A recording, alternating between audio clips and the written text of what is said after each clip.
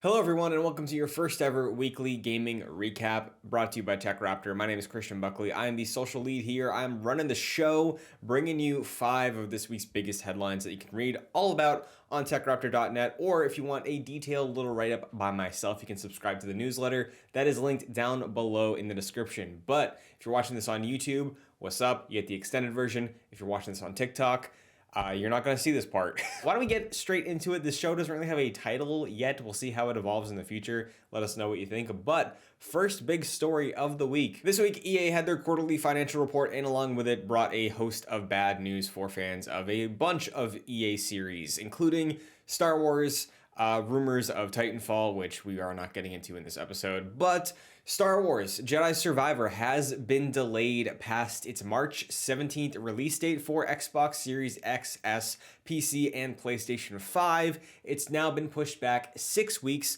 to April 28th of 2023. In the announcement of this delay, Respawn said, quote, "We are proud to say the next chapter in the tale of Cal Kestis is content complete. We are now focused entirely on the final stage, bug fixes to enhance performance, stability, polish, and most importantly, the player experience," end quote. Now, personally, I think this is a good thing. Obviously, delay games if you need to delay games. Broken, buggy messes at launch are damning for many, many AAA games. Just look at, Pokemon kind of got away with it. Cyberpunk took its time. There was always good content there, but, people are okay with it now. Maybe it isn't damning. But the point of it all is Star Wars Jedi Survivor is the follow-up to Jedi Fallen Order, which felt like a little bit of a risk at the time of release from EA. EA single player is dead, EA. This was one of their first big pushes for a single player, no multiplayer, no microtransactions game in a long, long time, and it paid off in dividends for them. But as good as it was for myself, playing on a PlayStation 4 Pro, that game had a lot of technical issues at launch.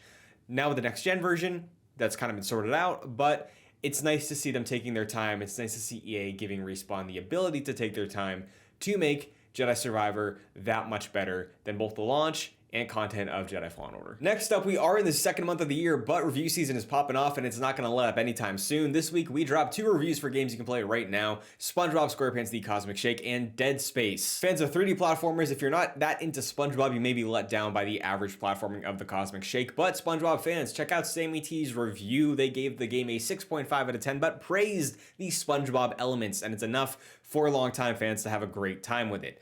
Dead Space fans, survival horror fans, though, you have a feast before you. Nobody's going to be let down here, because Andrew Stretch, our senior content manager, is a huge fan of Dead Space and sold me, somebody who's never played Dead Space 1, on picking it up, and I can't wait to play it. He gave the game a 9. And I know February is going to be a very busy month because there are games coming out constantly. Personally, for me, I don't have anything dropping that I'm interested in until Destiny 2 Lightfall at the end of the month, so Dead Space is probably going to get my time and a little bit of the backlog. PS Plus subscribers, PlayStation's taking away some of your games. This week, PlayStation Plus announced that their PS Plus collection that launched with the PS5 free for all PlayStation Plus subscribers is going away this May.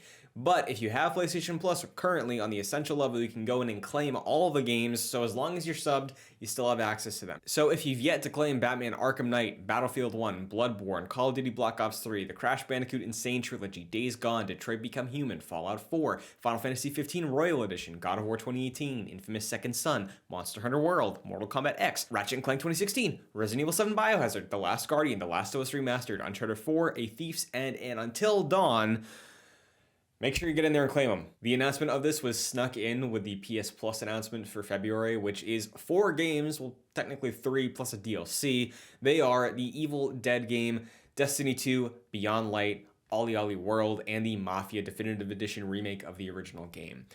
Personally, I never had much interest in the PlayStation Plus collection. I remember people were hoping that would be expanded upon like Game Pass, and obviously now we have PlayStation Plus Extra and Premium for a little more money, getting more games, and getting updated. But PlayStation Plus Collection, the free offering for Essential members, which as you can see with that game list, is a lot of PS4's greatest hits, is going away. So you have enough time, you can get in there, claim them. If you don't have PS Plus, Honestly, it's probably worth even grabbing just a month of Essential and claiming these so you can future-proof when you are subbed to PS Plus again. And for those that don't have a PS5 yet, unfortunately, the only way to claim all of these games is natively on a PS5. So if you have a friend who can, log in to their PS5 on your account and claim all the games on your PS Plus account, that's doable. But if you don't have a PS5 yet and you can't get one by May, get the disc-based PS5 one, and then find these games you're interested in pre-owned pretty cheap, and you are in a good spot.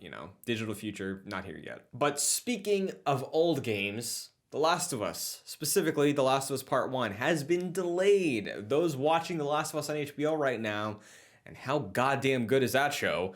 The Last of Us Part 1 is about to be released for a brand new audience beyond those who are watching it on TV for the first time. PC players were supposed to get The Last of Us remake in The Last of Us Part 1 on March 3rd, but now it's being pushed to March 28th. Now, I haven't played The Last of Us Part 1 remake. I played the original on my PS3 in 2013. Blew my mind. I played the remaster on PS4 leading up to the Part 2 release. Great experiences both times. The Last of Us is a great game. So PC players who were hoping to wrap up the show and then immediately dive in on PC, you're going to have to wait a little bit longer. I'm sure PlayStation would love for you to cave and then just buy a PlayStation 5 to play this game already. But like we just talked about, if you do have access to a PS4 and you can't wait, I personally think the remaster is still really playable and really good. And lastly, 2022 Game of the Year from TechRaptor and the Game Awards, Elden Ring developers From Software have given a presentation for their next game set to release this year, Armored Core 6 Fires of Rubicon. Publisher Bandai Namco hosted a live stream at Taipei Game Show in Taiwan, featuring an insight into From Software and their next game, specifically how Maestro Hidetaka Miyazaki is able to work on so many games. Specifically with Armored Core 6, he is credited as initial game director, meaning he's in charge of the planning and initial phases of development and trusts other game directors with the follow-through. The presentation didn't give much insight into what to expect out of this game. It was talking about From Software's lessons learned from the FromSoft Soulsborne era of the last decade. I'm a big Dark Souls, Bloodborne, Sekiro, Elden Ring From Software fan, and I'm excited to see a different type of game from them and see how From Software's previous decade of games in the Soulsborne series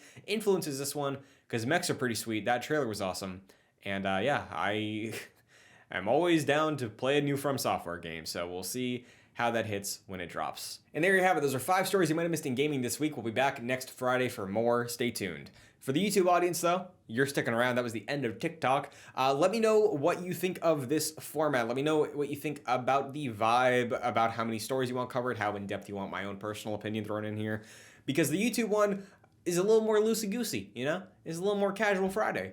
So stay tuned for the future of this here show. Thank you for watching. Thank you for staying tuned. You can follow TechRaptor on TikTok, Twitter, Instagram, TechRaptor.net for way more in-depth analysis on all of these stories and more, our reviews, our previews, and tabletop. So thank you once again. Have a good weekend full of good vibes and good games.